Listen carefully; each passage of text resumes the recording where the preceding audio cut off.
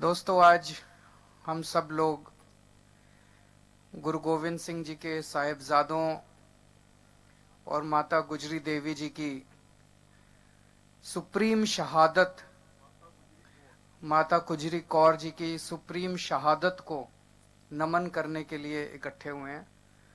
हम पूरे दिल से उनकी शहादत को नमन करते हैं और मैं समझता हूं कि शायद मानव जाति के पूरे इतिहास में, केवल भारत नहीं पूरी दुनिया के इतिहास में इस किस्म की शहादत की दूसरी मिसाल देखने को नहीं मिलती है।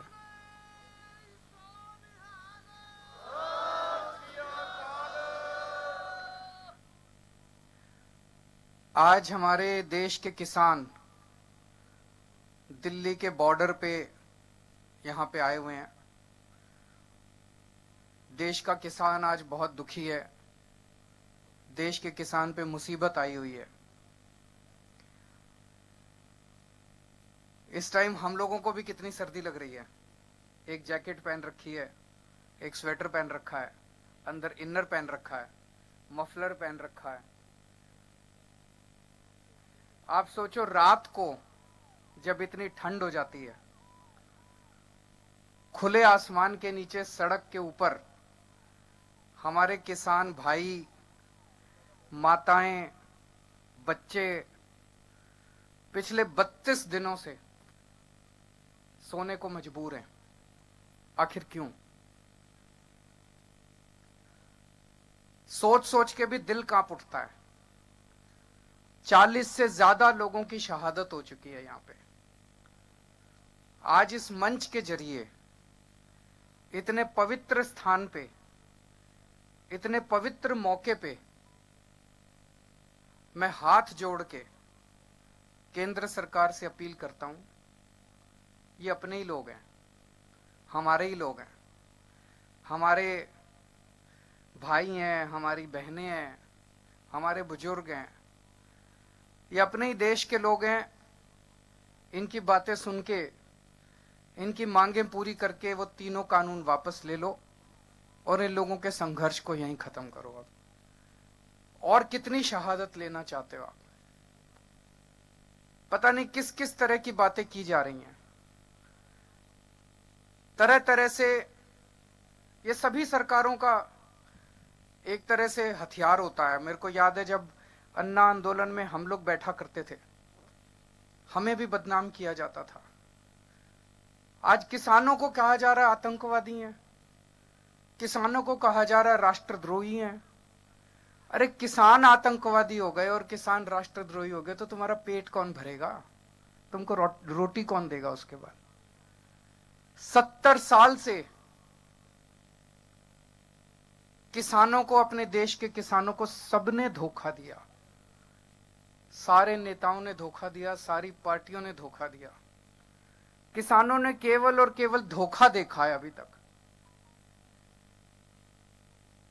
सारी पार्टियां कहती थी तुम्हारे लोन माफ करेंगे, किसी ने लोन माफ नहीं करे। सारी पार्टियां चुनाव के पहले कहती थी तुम्हारे बच्चों को नौकरी देंगे, किसी ने नौकरी नहीं दी। अब ये तीनों कानून लेके आए हैं।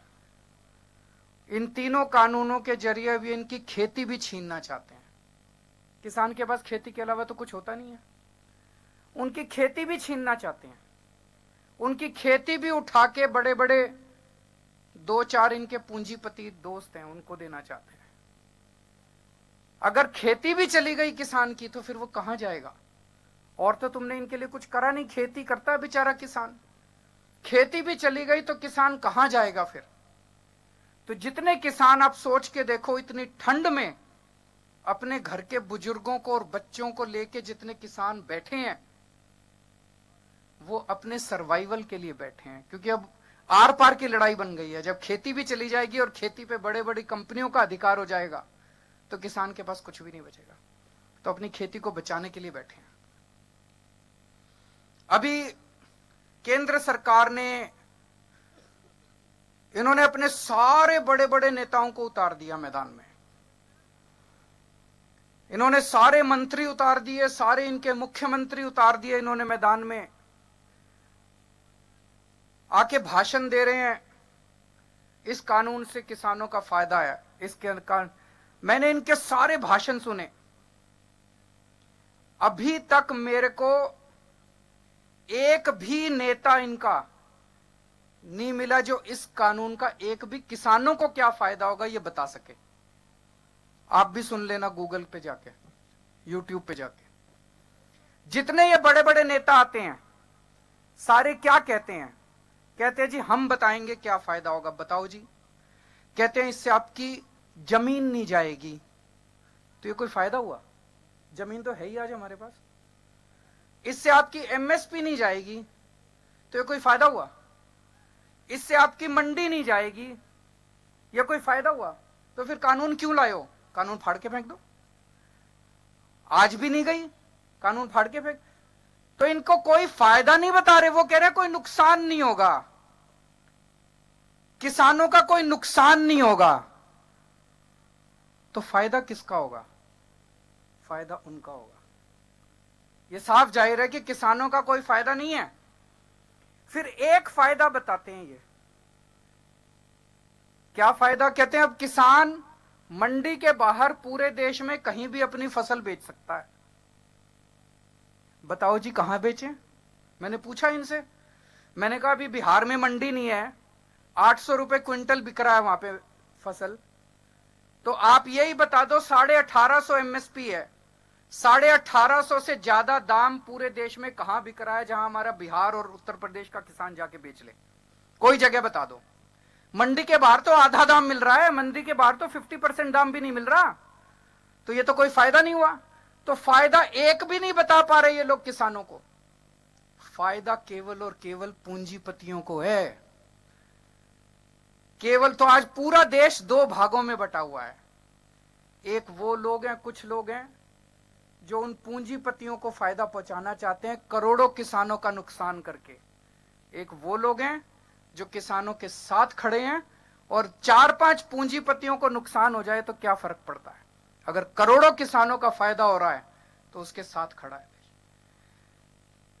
एक ये आरोप लगा रहे हैं किसानों को गुमराह किया जा रहा है।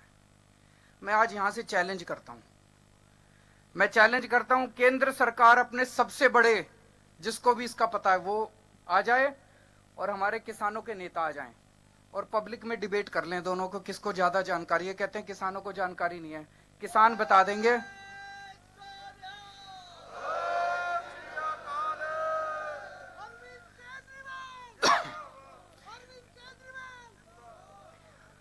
मैंने किसान जत्थेबंदियों के जितने नेता हैं, मैंने इनके भी सारे वीडियो सुने हैं। इतने शानदार तरीके से आपको संविधान समझा देते हैं। इनको सारा संविधान पता है, इनको सारा कानून पता है। मुझे पूरा यकीन है जितना इनको पता है उतना तो इनके मंत्रियों को भी नहीं पता होगा।